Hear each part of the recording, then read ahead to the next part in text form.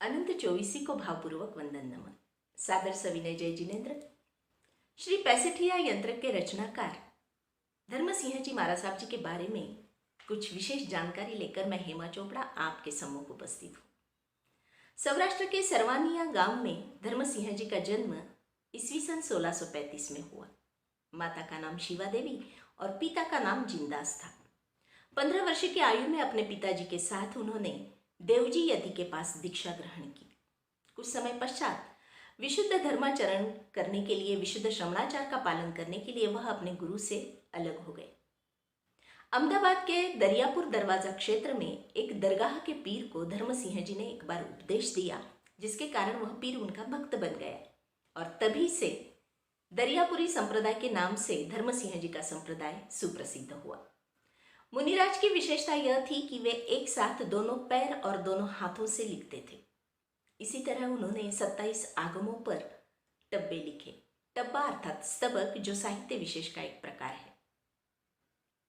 राजस्थानी मिश्रित प्राचीन गुजराती भाषा में 24 तीर्थंकरों के नामस्मरण रूप छंद बनाकर और उस छंद का पूर्वी रूप पैसेठिया यंत्र धर्म सिंह जी ने बनाया। मन की एकाग्रता और ध्यान की साधना के लिए पंचतनु अर्थात 5 इंद्रियों का निग्रह करने से श्री जिनवर हमारा कल्याण करेंगे, यह विश्वास प्रतिपादित किया। इस यंत्र के आड़े खड़े तिरछे सभी अंकों का योग 65 होता है।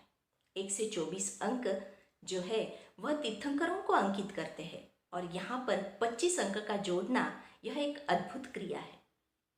अक्षर और संख्या का हमारे जीवन में अनन्य साधारण महत्व है। भगवान आदिनाथ ने ब्राह्मी और सुंदरी जी को संख्या और अक्षर का ज्ञान दिया। हमारे जैनागम स्थानांग और समवायांग सूत्र यह संख्या पर आधारित है। 25 अंक की महत्ता इस छंद काव्य में बहुत ही अनन्य साधारण है। जैन दर्शन में 25 अंक की महत्ता इस प्रकार हम कह सकते हैं कि 25 क्रियाओं का त्याग करने से जीव सिद्ध गति पा सकता है। 25 भावनाओं से युक्त 5 महाव्रतों का निरतिचार पालन हो सकता है। आचारांग सूत्र के 25 अध्ययनों द्वारा साधवाचार का निर्मलता से पालन कर अनेक आत्मा मोक्षगामी हो सकते हैं। उपाध्याय परमेष्टि के 25 गुणों का संकीर्तन इसी बहाने होता है। आचार्य धर्म सिंह जी ने अपने छंद में 19वें तीर्थंकर मल्लीनाथ भगवान, जो स्त्री पर्याय वाले थे, इनके बारे में कहा है कि इनकी देहमान अर्थात ऊंचाई 25 धनुष की थी। तो इस प्रकार इस 25 अंक की महत्ता यहाँ पर प्रदर्शित है। इस जाप की आराधना से, साधना से हमारा तन, मन और परिवेश संपूर्णता से सकारात्मक ऊर्जा से संचलित होता है। यह भव और परभव में इसका जाप और इसकी साधना लाभकारी है। धन्यवाद।